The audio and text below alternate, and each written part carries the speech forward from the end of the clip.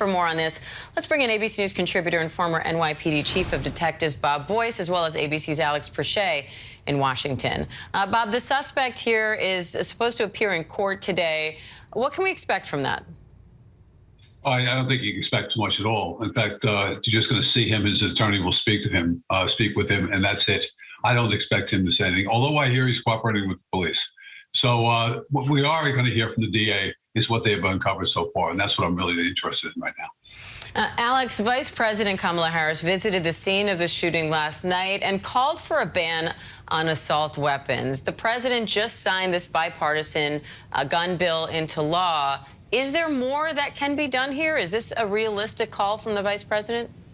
Well, right now, Diane, it doesn't look like there is enough momentum or will on Capitol Hill to have an assault weapons ban, or even to raise the age limit on buying an assault weapon from 18 to 21. We saw that with this bipartisan negotiation, this latest law that went in federally, there was a lot of negotiation, a lot of Democrats wanting something to be done specifically about these assault-style weapons, but frankly, there is just not enough support from Republicans to get something passed.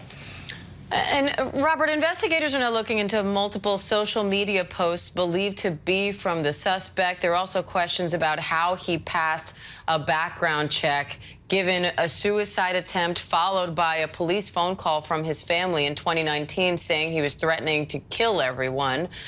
So when you put that all together, do you think there were red flags missed here? I think missed opportunities for sure. Look at the timeline. In April of 2019, he gets called to the house for a suicide attempt. That's documented, and that should have been looked at when you go forward in this application for a gun license. September 2019, same thing. They recover 16 knives. He threatens people in the house. A domestic incident report should have been prepared and should have been part of the investigation. Just 2 months later, his father sponsors a request for a firearms license. 2 months later, after he knew all these things. And yet the family says they're surprised by this. So it's really some disturbing stuff here that doesn't make any sense at all. So there's a lot of things you could do when you want to do it. And the state does the application, performs. I think it's much better off with the local police. They know what's going on. They should be charged. Now, I know you've investigated a lot of shootings. Police in this case say that the suspect disguised himself in women's clothing to try to escape. But they also say he left behind a legally purchased gun, and ultimately they were able to trace that gun back to him, which is how they were able to make this arrest so quickly. What do you think when you see that? Did he want to get caught? I just think he was sloppy. I really do. And I don't think anybody thinks this guy's a great mind at all, but he is a hater. And you see it he radicalizes on the internet. So I don't think he was thinking about it at all, about it coming back to him. That second weapon might have killed police officers trying to apprehend him. It was in the car. That was his secondary weapon. He was ready to use it. I'm sure it was loaded and ready to go. So this was all planned out by this individual. To go out like in a blaze of glory, he didn't. But nonetheless, I think he found like-minded people on the internet, which drove him to this point.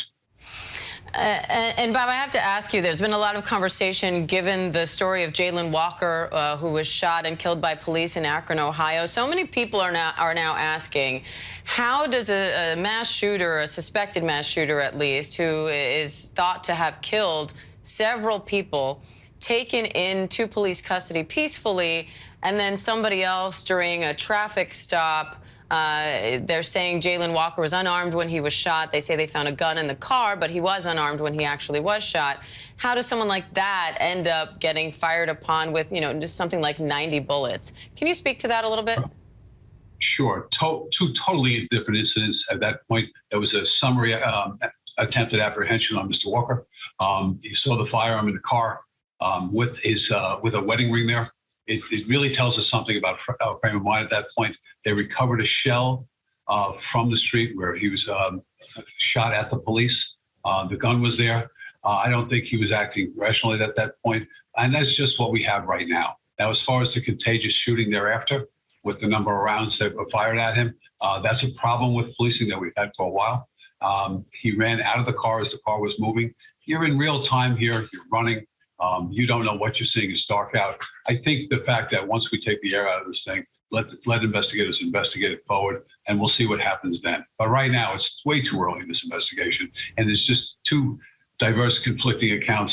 We really have to sit back and have an independent review to see what's going on in the Walker case. So can you compare that for me to cases like we saw here in Highland Park and like in Buffalo, where a suspected mass shooter is able to be apprehended peacefully? I don't know if peacefully is the answer. I saw him thrown on the ground and arrested, so I don't know if that's peacefully or not. But he did have a gun, but he surrendered. And compliant with the direct orders of the police at that moment is the issue. Be compliant with verbal commands. And these things, generally speaking, it's taking something like this. If you saw the Buffalo shooter, he shot it out with a security guard, a retired police officer, who gave his life for other people. So it's two different issues, and you really can't conflate them. All right. And we are now just getting a look at the booking photo of that suspect who was arrested in this shooting in Highland Park, Illinois. There is the suspect right now accused of 7 counts of first-degree murder as it stands. But prosecutors, Alex, say that they plan to file additional charges. What's the latest on that? Well, Diane, keep in mind that, yes, he had those 7 deaths, but there were at least 38 people injured during this attack. So there could be additional charges associated with that. And I think also, keep in mind that the feds are going to be watching this. And if they determine motive for particular statutes, there could be federal charges in this as well. All right. Robert Boyce, Alex Prochet, thank you both. Hi, everyone. George Stephanopoulos here. Thanks for checking out the ABC News YouTube channel. If you'd like to get more videos, show highlights, and watch live event coverage, click on the right over here to subscribe to our channel. And don't forget to download the ABC News app for breaking news alerts. Thanks for watching.